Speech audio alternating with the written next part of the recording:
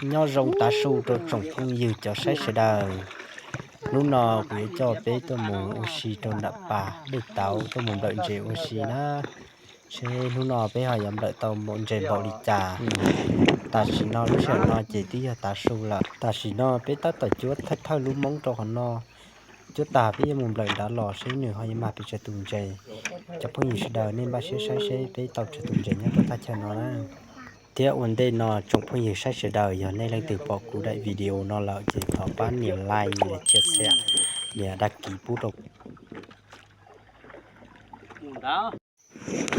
thâu lò nó bây giờ chưa lúc mong ta lại ta chỉ nó bây giờ phim lại tiếc buồn trẻ không lại ta cắt đọc để sẽ chỉ mà đọc cái lúc mong để cho tụi nó cái phong hiệu trong phong hiệu sẽ đời sau khi nhất đầu to xiêu nó cái hậu dung nhá đi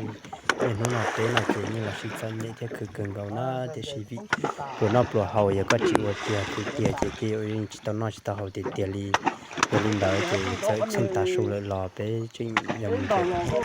nó thì hậu đó hay để chùa đó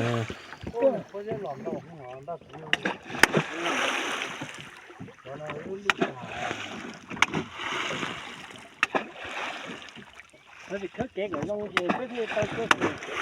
tô sắc để ngu nhỏ ok ta xin nó bé thứ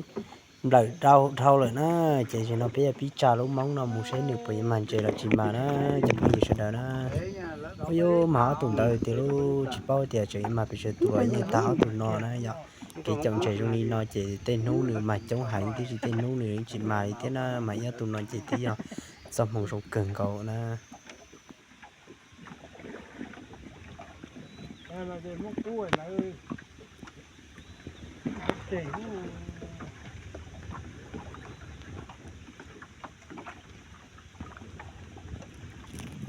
nó lâu không à không nào có cái cử cái thế đầy đó ơi để nó sát từ đi luôn Como tá como to. Ô, lót ra để thôi. Nó mà thế mà. Là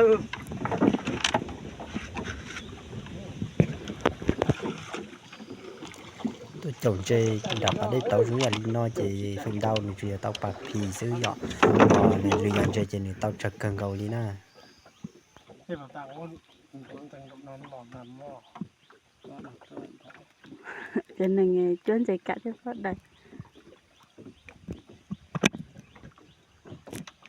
đàn trẻ có một bỏ kế Ông bỏ cái bỏ cho nó dạ rất sói nó ấy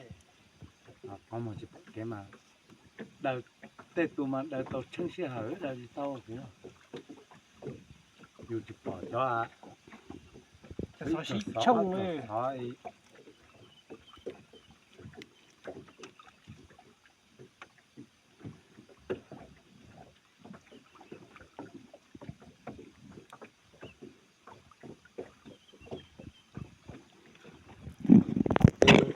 chỗ mà của đây sống nó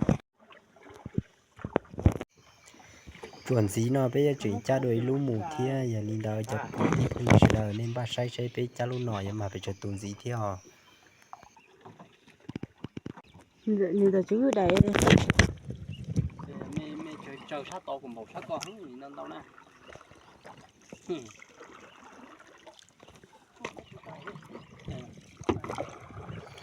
chỉ nói gì của họ là mù lồng quẩn co trong đó tụi lầu chúa nữa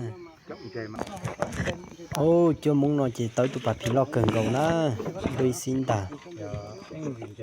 đi tuần để mất chọn bà sẽ mà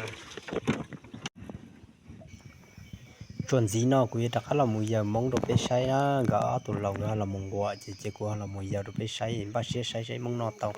bây giờ tụi chơi nó tuổi kilo mong nó chỉ giờ màn chơi bây nó để đừng tàu tua nữa ta chỉ nó để đừng tàu tua nó chơi nè chỉ có tiền mà chơi tù chỉ có tiền lo mẹ thì chỉ nó chơi để đầy Mũi nó có tâm. chú chỉ ba say nữa tàu bây giờ tù nữa rồi nó nè mình chơi tàu tiền nữa chơi cha tụi phải lâu tù nó chỉ tù còn á Chuyến chơi đây. không còn chơi ra nhưng mà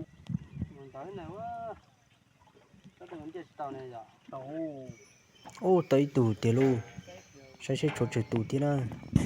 đó là có thể theo một ngày ba đại đại tông nó vào cái chụp không nhưng mà nó nhà đấy ปอตูเป้ตูเลยนะ ô này nó ตูทิพเล่าเลยตูทิพเล่าก็จะเอาตาละชัวนะ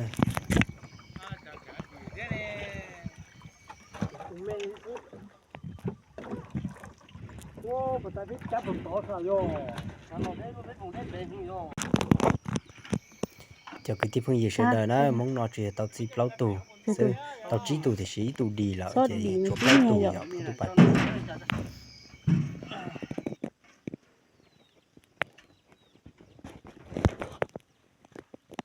เขาดีในป่านไหนโลวิคงมาตอนนี้ป่านไหนใจหนกคาวิคงตัวเป้ใช้ไม่ออก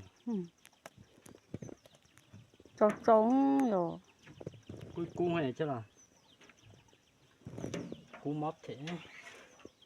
Để tối. chả thấy trâu luôn nó đã cho mà này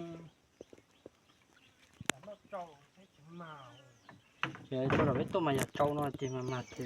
พอจีนเราเราจงพูดอยู่ใช้เฉยๆนะกูรู้ไหมนู่นนอตอตาที่เจกูจุดตอมเกิดเราไปใช้ลีนอ